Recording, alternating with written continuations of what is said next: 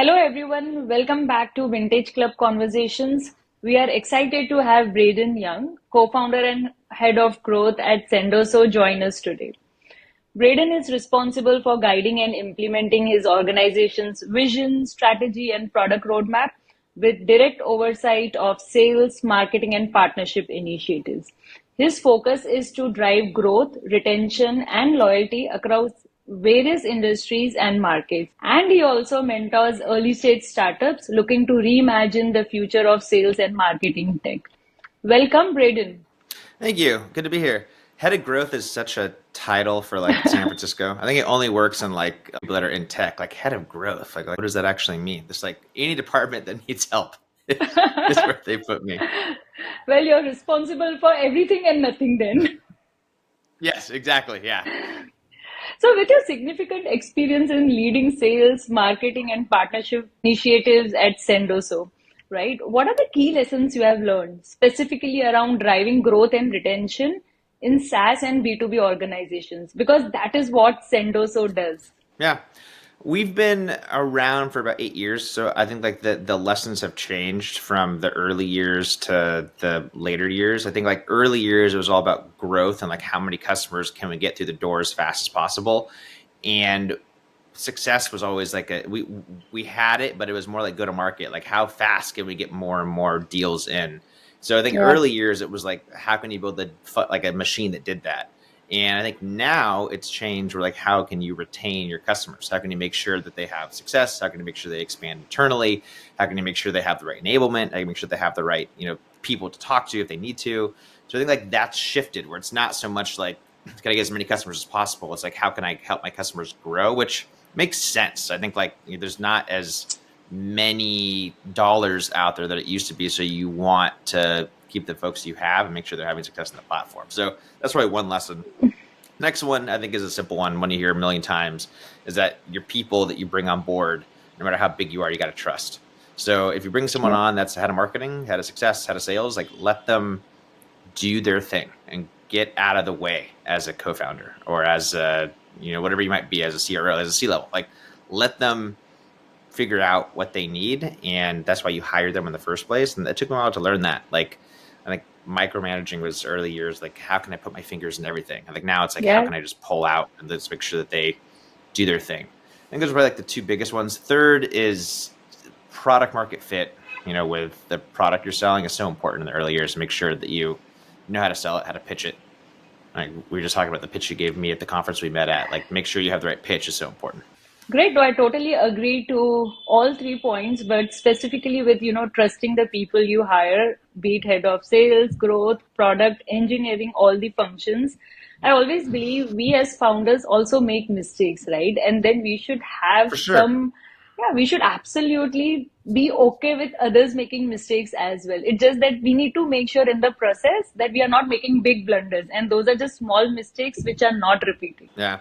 I think arguments are good. Like we just had our exec offsite last week and like there's like tons of arguments, which is great. I think arguments are a good thing. Like you don't want everyone around you to agree with you.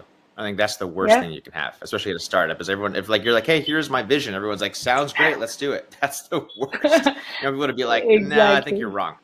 Like here's another direction we could take it. I think those are important things to make sure you have on your team. Absolutely.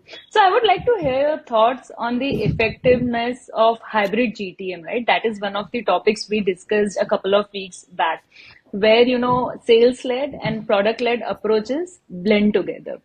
Could you talk a little bit about how would you ensure a successful implementation of both the models coming together? Because it's very difficult for a company to focus on both. The kind of marketing Yep. you do, the kind of self-serving product you make, it is just different, right? So what are your thoughts on this? I think most business books you read says you can't have a product-led strategy, like a freemium model, and a enterprise model. Like they both take so many resources, you can't do both. Now, I think a lot of those books were written a long time ago. Where like now it's different, like how you sell a product. So we have both. We started as an enterprise sales model, and now we have enterprise sales, and we have a product-led model where it's a free platform to log into. I think that the way sales is going to go with the invention of all of the AIs and people using systems to basically help replace the SDR, I think most individuals want to get into your system first, and they want to Yeah. get their hands dirty. They want to see how it works, and then once they have questions, then I think you can have an actual demo to go and sell them. I think that applies to the SMB. I think it applies to mid market.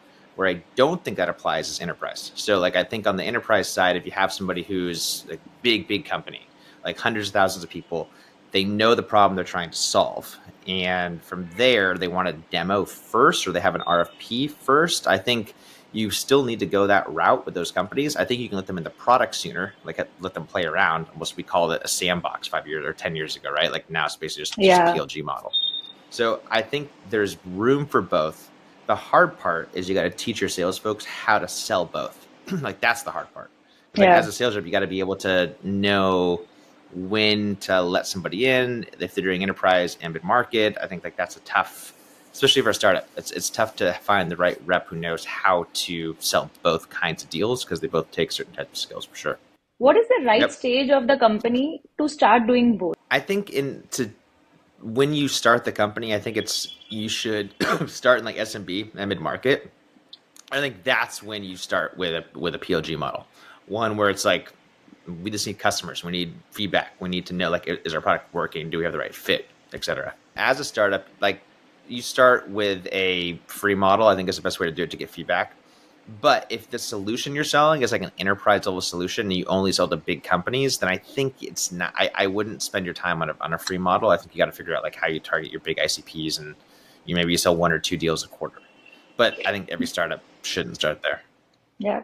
Yeah. I think early on defining your ICP, take time, take whatever, 2 months, 3 months, 4 months to define your ICP rather than writing the first line of the code or first stroke of design. That is something I truly believe in. I So, think that as someone whose my background is in sales, not in engineering, we spent time selling before we built a lot of our product. So as a founder or as a C-level executive, I think that especially in the early days, you need to talk to your customers constantly yeah, and make sure like your customers are the ones who are going to give you the feedback you need as what you should build next. So if that's something that's not happening, then I think that that's something that you should change immediately. So, I mean, like when we started, all we did was sell, and then we would bring in customers who'd be like, "Hey, like I need an integration with X platform." We're like, "Great, we'll put it on the roadmap for you." So I think like yeah. that's one way to do it, and I think if they're paying enough to make sure that they can influence the roadmap, it's important. I'd be careful with enterprise level deals who can influence your entire roadmap in the early days. Totally agree on that. Just shifting gears a little bit with the hottest topic today, which is generative AI. As someone deeply involved in shaping the future of sales and marketing tech, right? How do you see generative AI influencing these areas today? Are there any specific Gen AI applications you are currently leveraging or exploring at Sendoso? Yeah, I mean, like, no surprise here that we're deep into the Clay world. So we are using Clay to replicate our SDR model. So we're rather than being humans, you have like an AI doing it to Yeah. essentially doing outreach. And so you're plugging into like every data platform that's out there, from Apollo to ZoomInfo to you name it, pulling data, dropping in Clay, and doing a cadence or sequence. I think that that will work well if you have all the right tools. I mean, if you're using like a tool like a cadence system or sequence system, and you have a gifting platform, and you have like a tool that can help you write emails, I think you can one person doing outbound can now be like 10. So that's a model I think the entire world of tech is going to move to, or already are. Like it's kind of interesting to watch like Clay's exploding with how fast they're growing right now, and so I think that's it's going to be interesting over the next year as how everyone basically drops their massive SDR teams and goes towards like this AI model. Yeah. Like, will it work? I don't know. I think it might get a little too out of the box, like a little too generic. And so I think Yeah. you need to make sure you continue to build a relationship with your customer, I would say, or prospect. Right. I think a little bit of human touch will still be needed, and that's why all I think these so too. companies are co-pilot and not pilots. They are not taking over things. They're just, probably helping you increase productivity by 80%, but you still need that 20% of human touch. I don't think that like I like the idea of like using signals where like someone who's like they have a challenge or a problem they're trying to solve, and like that's what you get as a rep. I don't Yeah. think there's going to the whole model of a cold call where I'm calling you to be like, hey, you want to buy software today? You're like, no, I don't like that. That's not a problem I have right now. Yeah. Or like starting a demo with like a deck and talking about the value you build. I think all of that is out the door, old way to do sales. I think today you got to look at like ABC person has a problem, they're trying to solve it. So like they're going to go, they're going to click around, they're going to ask their friends. Influence marketing is important, Yeah. referrals is important, case studies, long tailed search stuff in Gmail where they can, or in Google where they can find like case studies, things like that. I think is like how you do sales. So by the time you hop on with the prospect, they already know what they're trying to solve. Like I think Right. personally, if you hop on a demo these days and they start with a deck, I immediately shut down. I'm not going to buy that software. The information which No, is there on the deck will probably be much less than what the buyer already knows, because there is so much information about the products these days in the market that the buyer is actually expecting you to answer those deep technical questions and solve the problem which the buyer is facing and not show a generic deck. yeah, I mean like disco questions with an SDR. I think, and my sales, like my head of sales and I like always argue on this one. I think a disco call is a waste of time because like you should be able to find that stuff out without me having to have a phone call. Like you should know what my stack is. You should Yeah. know what I've tried in the past. You should know what my past history is, past companies, what they use there. And when I hop on the call, I'm expecting you to know that. Maybe you get one or two questions to like organize that phone call, but like that's I want to see how you're going to solve my problem. Like everyone is an individual snowflake, awesome. So like organize the demo to that person. Yeah. Like that Yeah. person needs to be the one. Like so. Anyways, that's kind of where I go there. Maybe that's a hot take. But don't you think with the information spread across so many tools, right? Everything which you mentioned is available in some or the other, either application or website, right? Right from the I do. buyer's intent to their tech stack. How do you think these Gen AI companies, or have you heard about any companies which are bringing all this together for customers, either, external data or internal companies' data? Not yet. I think it's like piecemeal together. I think it's like four or five. I mean, like Salesforce had this concept, what, 5 years ago with their customer 360 stuff, where it was like one place to get all the information on a customer. I think that right now it's across four or five systems and it's not in one place. I think it will be eventually. I think consolidation is Yeah. going to be a massive play for all of us. And like anyone that builds a marketing and sales tool, I think someone's going to be a winner eventually. Yep. Yep. Totally agree. Great. So staying on the Gen AI theme, right?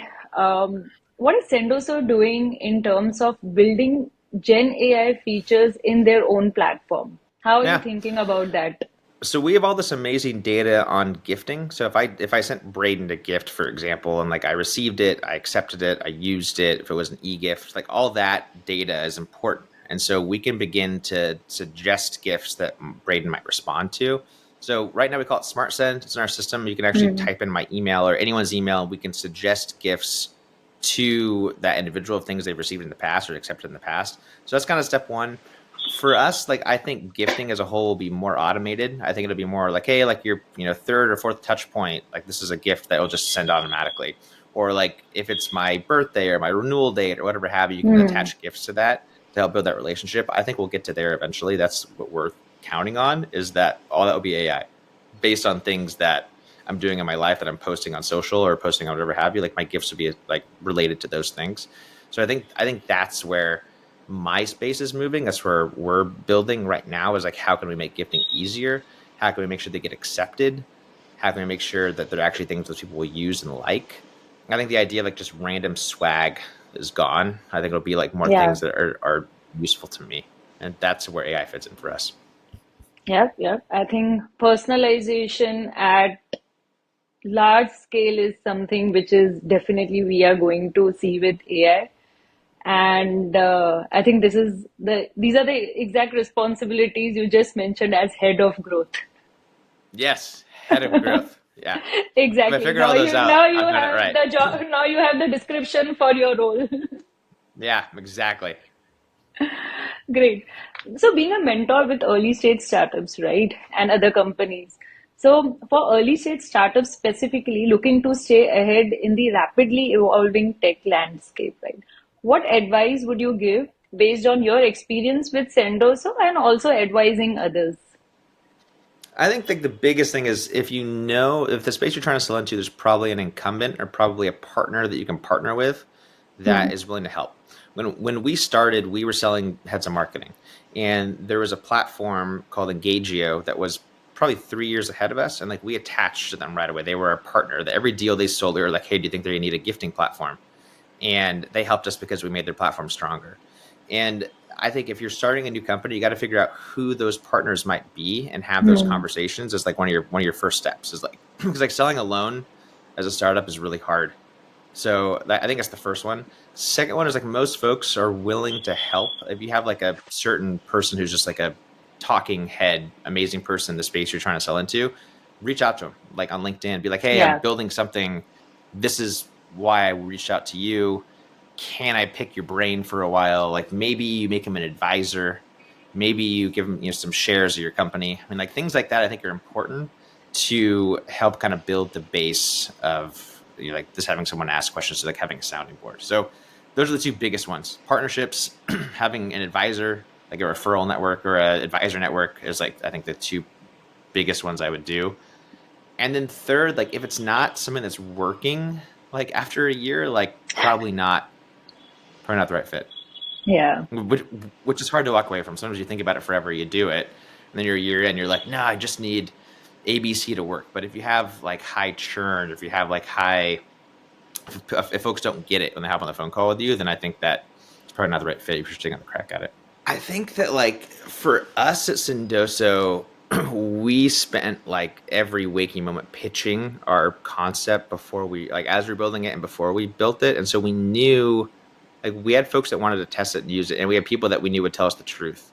So Hmm. and like I think that like it's hard sometimes to be like, hey, like I'm this project I'm working on, I think is the best thing on the planet, but your Yeah. spouse or your friends or whatever have you is like, this is not a good idea, man. Like you got to have some people in front of you that will just let you know, like, hey, the product you're working on is a nice to have. It's not a necessity. And right now in the world of tech or any business, I would say, if you're selling a product that's a nice to have, it's very difficult to get anyone to commit to it. Like you might get somebody excited about it, but once they go to finance and ask for money, they're not going to get it.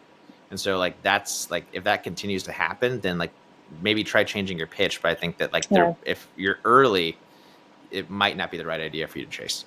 Great. It was an amazing conversation. Thank you so much for taking the time to be part of our series. And I'm sure, our listeners are going to learn a lot of things from this. Talk to you later.